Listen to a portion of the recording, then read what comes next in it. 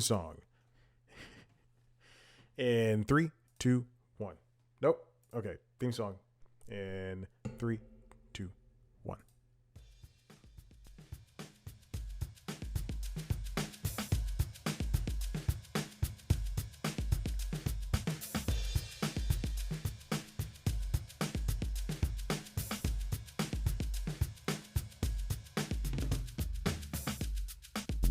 All right, welcome back to Late Night Lately, the late night show podcast. I'm your host, Chad White. This is episode 18. Let's jump right into the monologue. Former President Donald Trump is set to pay E. Jean Carroll $83 million for repeatedly defaming her, but it's okay because Trump will be able to pay because he's suing every photographer ever.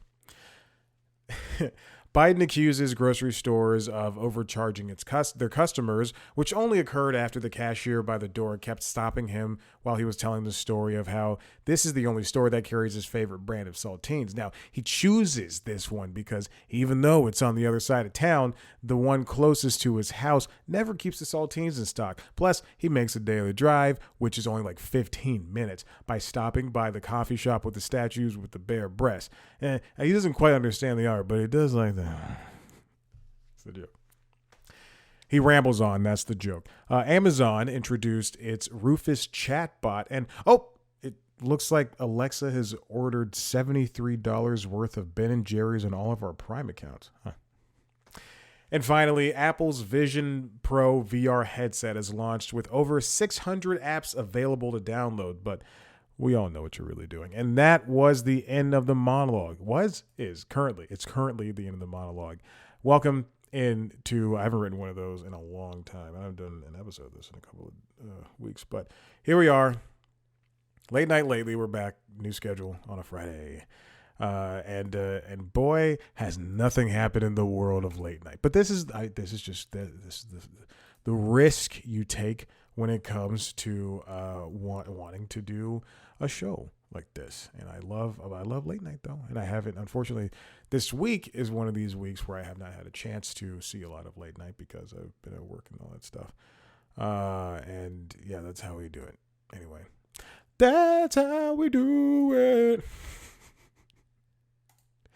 All right, I'm going to write that one down as pretty funny to me, to the very least. All right, this week in late night, what happened? There's a lot of great guest stars popping up in the world of late night, but let's start here at midnight. After midnight. Jesus. This is what happens when the show is so closely titled. It's so closely titled to the original version of the show. I didn't do an episode last week, but the last episode I did, I don't know if I did mention this or not, but it's something I definitely think about, especially when I haven't done that episode last week. But we are after midnight is in such a good position right now with being produced by Stephen Colbert and having one of the young up and coming comedians host it, and with it being on CBS as opposed to just being on Comedy Central, and there are a lot of things going for it, especially with it being such a cheap show to produce. It only has to rely on internet stuff. I truly think this show will only shine if they don't get just white comedians in every single episode. There was a point last week where I think there were like 2 or 3 episodes, I would say probably say 2 episodes, but multiple episodes where it was just white comedians, and you can't and I understand scheduling and all that stuff and blah, blah, blah. But if you have who I would consider to be, and I mean, we big name, whatever that you can perform in a, like you can be a Kevin Hart and perform in a stadium, or Gabriel Iglesias and perform in a stadium. Or you can be, let's go with the host, Taylor Tomlinson, and have a couple of Netflix specials. And I look at those people kind of the exact same. I mean, obviously Kevin Hart, Dave Chappelle, Chris Rock, those people are mega superstars, and 2 of those people are bad people. Well, one's media bad, and the other one's just a bad person. Kevin Hart's the good one. Let's just say it like that. But but I mean there should be but there's also a point where there are comedians that if you really know comedy, then you're gonna know people like Guy Branum or Lisa Gilroy or Atsuko Okatsuka and Josh Johnson. I mean, these are, if you're really paying attention to comedy, you're gonna know those people are. And I think there should be a chance for these comedians. Those happen to be three diverse comedians I named. I did not mean to do that, but but spread them out. Spread them out over the course of the week instead of just having, a night where it just happens to be two people of color on the podium, and then the night before it's no offense to these people, but Kelsey Cook, her boyfriend, and Melania Weintraub. We can do so much more. You can cast so much better. Okay. Now, the clip I chose to represent, I chose two clips for After Midnight. Sasheer Zamata was on, and she did, the clip I chose was attempts to detoxify the internet, and that was a very funny episode of the show. Mostly because I just like Sasheer. I think she's a very funny person. And then there's an episode with Tom Lennon and Melissa Villaseñor and Kel Mitchell. What just a great group of people. They just named some of these, like whatever the segment is. And, hashtag wars was a big part of At Midnight. And it was just so funny because it's so rapid fire. And again, I know I've mentioned this before in the last episode when I was talking about After Midnight and how it's too long. It's too long. 40 minutes is way too long for the format of this show. They could possibly do more. Something else other than a full episode of a game show panel style thing. Because right now it just doesn't have the factor where you want to continue to watch, at least for me, in one go. It if anything, if CBS can understand that this entire show is going to be broken out, or at least the majority of it is going to be broken out on to YouTube and TikTok and Instagram, then they understand that this is an internet first show and it's made for broadcast second, where technically it is made for broadcast first and then it becomes internet second. But it's much better when you realize, okay, I'm going to watch the hashtag, like SNL. The way some people watch SNL is they watch everything online, as opposed to me, who I don't watch it live, but I do record it. Mostly, and I watch it on Peacock too, but I watch it on YouTube TV or Hulu Live TV or Sling TV or whatever, because there are those moments when it is live and something happens, and sometimes you have somebody who says a curse word and then that's edited out by the time it gets to Peacock, or at the point when it was on Hulu, by the time it gets to Hulu, or by the time it gets to YouTube. I want to see the real raw thing, baby. Then the cast of Dune Part Two took over Jimmy Kimmel Live. I love it when shows like when Kimmel and Colbert does it, and I think sometimes Jimmy does, Fallon, but Conan definitely did it. When you can have all of an entire cast of a movie, or just all the major stars. Oh my God, look at Florence Pugh looking all sexy. My God, oof. There was I don't listen to this podcast anymore, but there's a podcast hosted by Aaron Gibson and Brian Safi, and I truly don't remember the name of the show, but they had a comedian named Jessica Chaffett on, and she was playing a character named Rhonda, I think, something like that. Anyway, but there's a very funny aside that I'm not kidding, every single time I see Florence Pugh in a movie, in Oppenheimer, every time she popped up on screen, the two scenes she had, I thought Jessica Chaffin, her character said something along the lines of they were talking about, I guess, Zach Braff and Florence Pugh, but she goes, Florence Pugh and Zach Braff, that can't be a healthy relationship, can it? I think she's like, I think there's a lot of him talking down to her and like telling her how her career should go, even though it's like going up her trajectory. I think that was such a funny thing to say, because yeah, it might be true. Anyway, that's neither here nor there. But every time I see Florence Pugh, I think of that. I like truly. It's such an odd thing. Then James Corden returned to late night. He spoke to both Jimmy Fallon and Seth Meyers, and I believe next week he'll be going to Colbert. He was also on Today's Show with Hoda, so he did NBC for a week straight. He was going to 30 Rock every single day, and he's coming back. He came back to talk about this new podcast that he has on SiriusXM called This Life of Mine, which is or a show, I guess, whatever. I think about this all the time. I don't think we need any more of these shows, but they continue to happen. And for what it's worth, I was watching this interview with him on Fallon, and I was thinking, besides the fact that that he's probably he's notoriously not a nice person, and besides the fact that he went to a Writers Guild meeting and he like poo-pooed the idea of a strike and paying late night writers for. I do think he's a good entertainer. I'll say that much.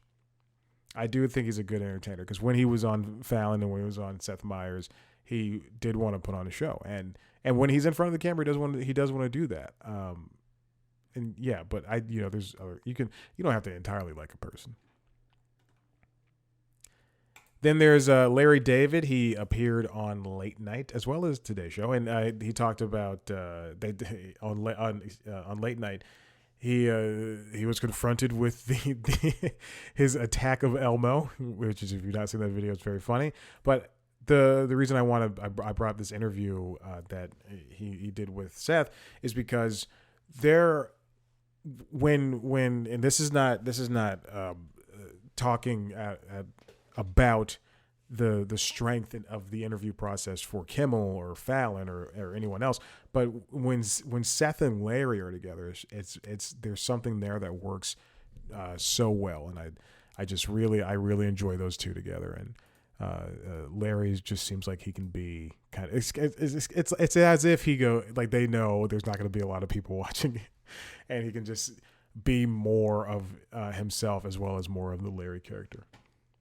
Then Emma Stone popped up on The Late Show, and she talked about the acting process and acting in Poor Things and doing The Curse with Softy and Fielder, and it was a conspicuously serious interview for some reason. There were laughs and everything, but man, it truly felt like an intimate conversation between the two of them. Between Stephen and Emma. And that's it. That's all we got. That's it for everything for the videos, which is great. I feel like that went by smoothly. So we got the monologue down. We got This Week in Late Night. Now let's hop over the topic. There was a story came out this past, or 2 weeks ago, rather, at this point, that was talking about how Jon Stewart is returning to The Daily Show as the Monday night host. They decided to go this route, I'm guessing just for the election, because they definitely, as I said, needed, or as I mentioned previously, they needed someone to guide that show during the election. Pardon me. It is, I just pulled a Stephen A. Smith just up against the mic and clearing my throat, swallowing right into the microphone like he does. There is not saying I haven't done that before, because I definitely do that way too much. If anything, it's my biggest flaw, that and loving too much. When Jon Stewart hosted The Daily Show, and obviously when Trevor hosted The Daily Show, that show in particular was so, it's not influential for the election. It's not going to change anyone's mind, but I do think that The Daily Show with Jon Stewart and with Trevor Noah was in such a unique position compared to Seth Meyers and Jimmy Fallon and Kimmel, Corden and Colbert and even John Oliver, in that, and Samby and Conan, in that and Lily Singh, I guess, and Amber Ruffin, in that people really take to heart what the Daily Show host has to say. Because I think that show is much more political and more in line with news than any other late night show that there's ever been. Look at Sam B's show, Full Frontal, and Last Week Tonight focus on the bigger picture, which works for them. But the Daily Show can focus on the bigger picture as well as these hyper local, hyper specific things, and along with talking to the people who are the problems. The problem. It's me. Hi. I'm the problem. It's me. And in some facets, this seems like a giant cop-out. Because Viacom didn't want to make a decision on a host. And they took too long. And yes, you can blame not the pandemic, the strikes. You can blame the strikes. You can blame Hassan for telling not white lies, but great lies. At some point, you have to take into account that you refused to make a move when you had the chance. And you've got people, again, like Chelsea Handler, like Cal Penn, who were openly campaigning for this show. And now you want to go ahead and do something like this. When it reminds me of when Johnny Carson, he would take Mondays off, right? But that was in the latter part of his career. Jon Stewart's without a show now because Apple TV wanted to cancel The Problem with Jon Stewart. And although it wasn't a good show, I do think it was there were very necessary parts of it that should exist. Not that monologue thing he did. But the interviews and the panel stuff and the story stuff he did were really good.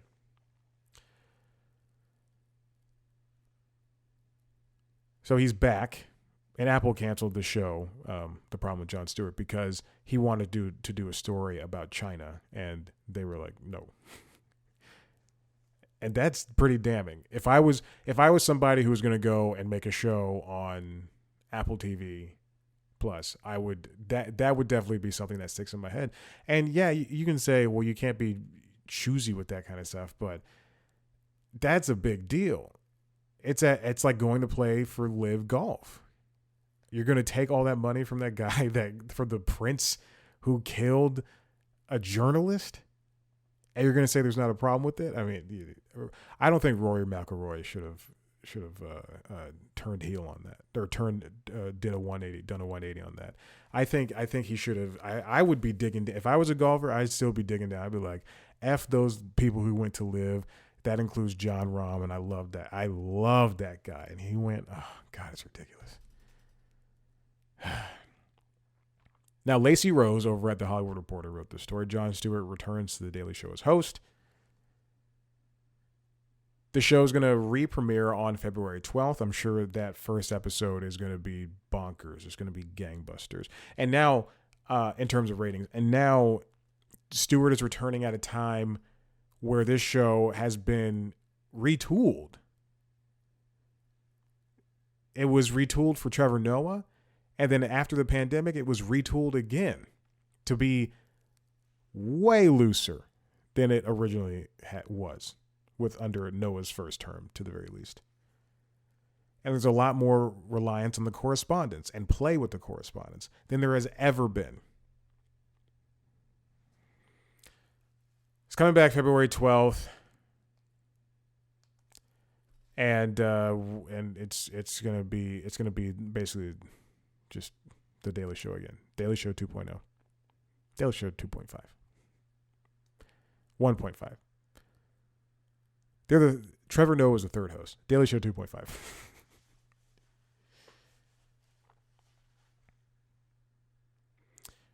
Now, don't think that this is going to be the return of Jon Stewart to The Daily Show forever. He's not going to be the next new host. He's always talked about how it was tiring, especially when that's why The Problem was only like 7 episodes a season. But during his last run, in his 16 years, he was always like, this is so tiring.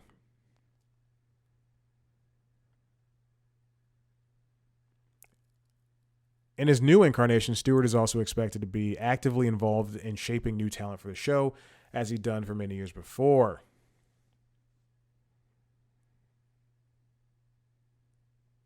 I just think it is such a very strange decision. Apparently, the head of Paramount, what is his name? Something McCarthy. Oh God, not the head of Paramount. What am I saying? I'm sorry, that wasn't right. That wasn't right. McCarthy, Chris McCarthy, excuse me. The CEO and president of Showtime and MTV Entertainment Studios. When the Daily Show went to guest hosts in 2023, he consulted with Stewart and his manager, James Baby Doll Dixon. I've heard that name before. Who's also going to come back as an EP. So he consulted with those guys to find the guest hosts, and that explains why we got people like Wanda Sykes popping up and Sarah Silverman and Chelsea Handler, because those are people who have had their own late night shows and who have or had talk shows and done this comedy stuff before.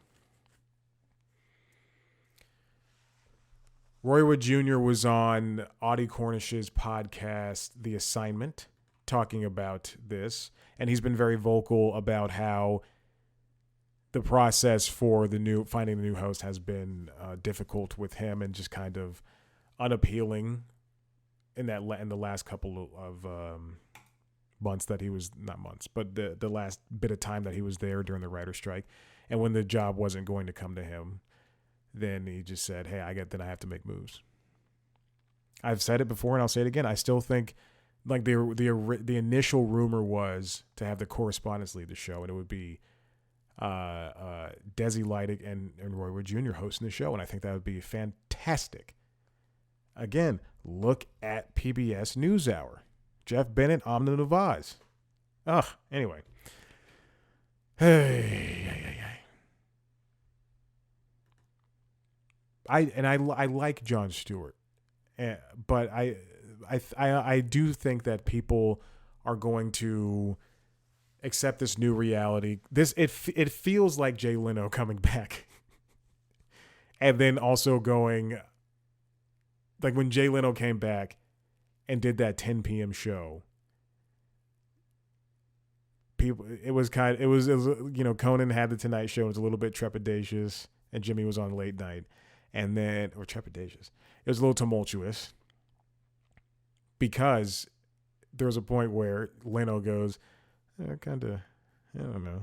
Let's take me back to the Tonight Show spot. And then NBC was going to do it, and then Conan was going to be bumped back to 12:30 something. It just didn't make sense. I got a notification for record late night lately, which I'm doing right now. I scheduled everything for today. Went to lunch with a friend and did this. Editing videos. Mark it as completed. Mark completed.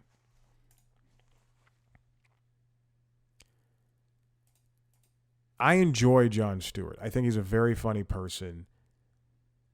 But this is going to set a bad precedent, is what I'm trying to get at. He's a very funny person. I hope that him being on the show, they can create the 3.0. And I know there was a host before Jon Stewart, but I'm talking about in the time that this show has been famous, like good, like not good, has been exploding. I want Jon Stewart, and also Jon Stewart's not free from his problems either. He only hired white writers. He was a horrible boss to call Jason Bateman and Charlie Day and who else is in that movie? Horrible bosses. I own the first one. Jason Sudeikis, that's it. I was like, they couldn't be two Jasons.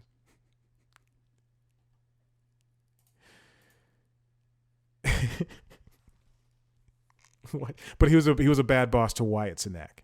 Look up that entire situation. It was not good, and it definitely will not paint Jon Stewart in the right light.